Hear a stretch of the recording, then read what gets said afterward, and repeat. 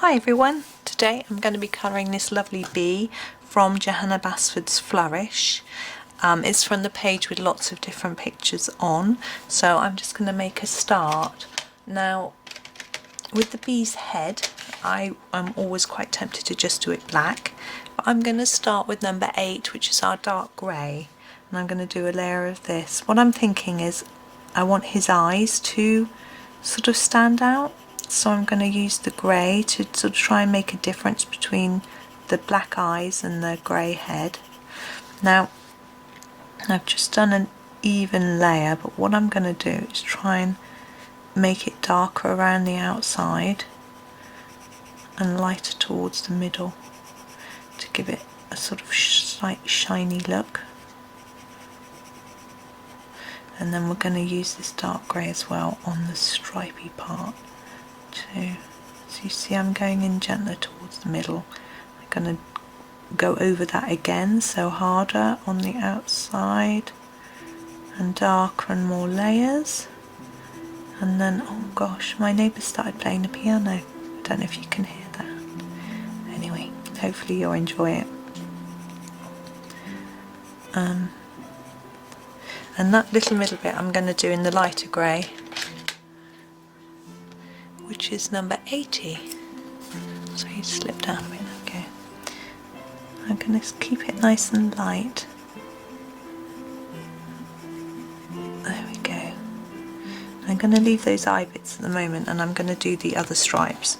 So I'm going to do this stripe yellow, and this stripe I'm going to do in this colour, in the grey black. So I'm going to just do a light layer of this dark colour because we've only got a very small amount showing here, so I think that will do. And I'll do the next bit in the grey, and down here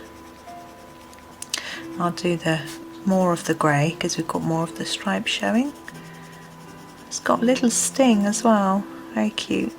I shall probably do that in black, and then we're going to go back in with our light grey, number 80, and take this more towards the middle. I'm going to leave a little white bit in the middle because we want him to look a bit shiny. So I'm going in darker where we meet this darker colour, and then lighter towards the middle. That's right, and same here. So darker over this part, then lightening it up towards the middle. There we go.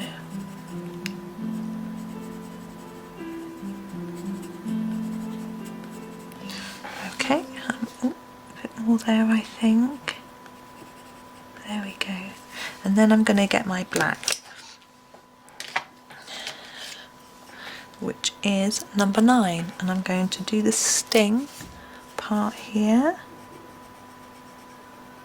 and the eyes. Now what I'm going to do with the eyes is I want to leave a shiny bit in the eyes, go all the way around, and then just going to leave a gap.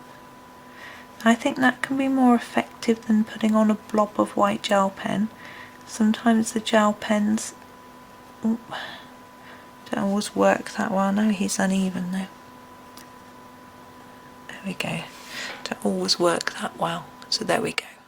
Now the wings. Now we've used our light greys and things for the body and everything. Now I usually do a grey for the wings. So what I'm going to do this time is slightly different. I'm going to use a tad of yellow. And what I'm going to do is, see there's a pattern on the wing. I'm actually going to follow that pattern. So I'm going to do a darker bit of yellow near the top, then lighten it towards the edge, and actually not apply any colour at the very bottom of these little semicircles.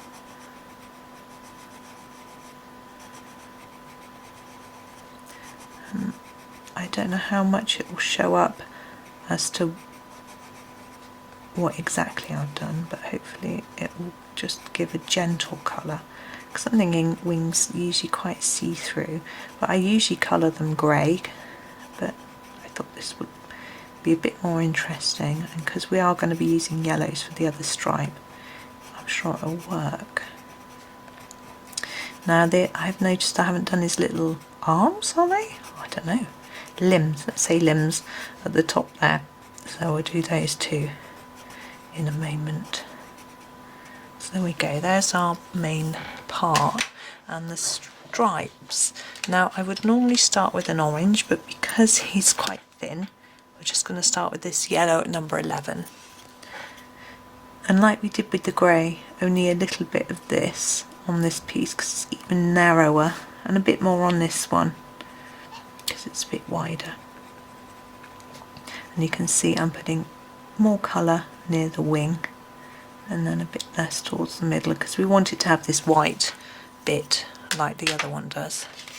So we're then going to go in with the number 1 and draw that yellow out towards the middle.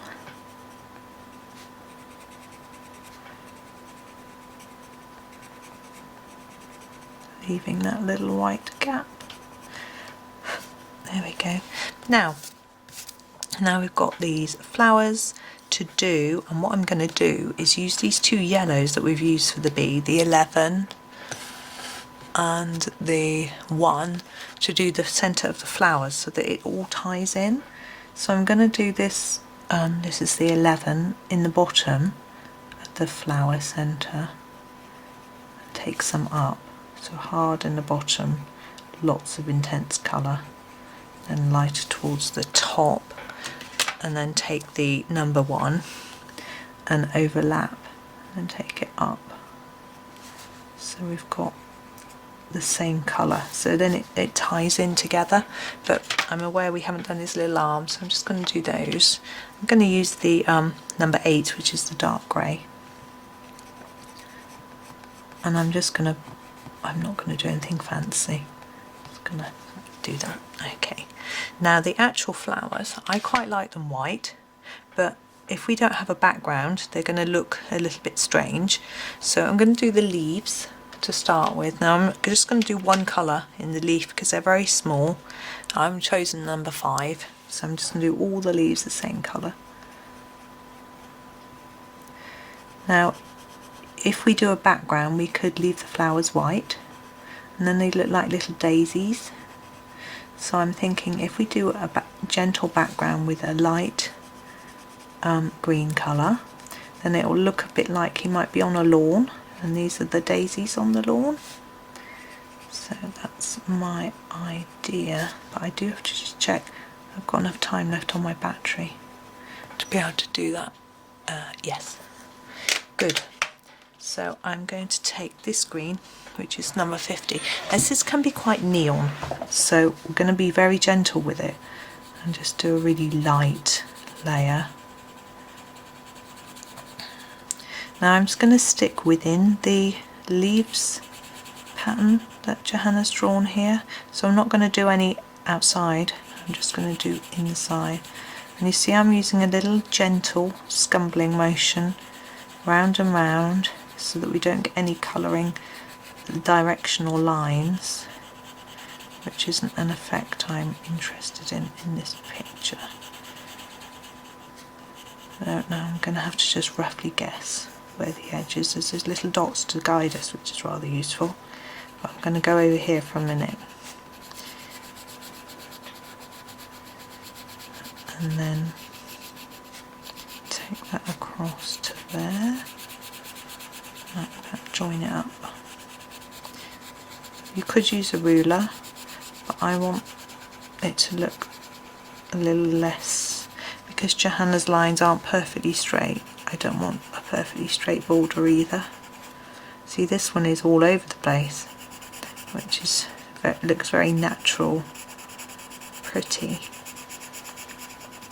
So hopefully my border won't look too odd.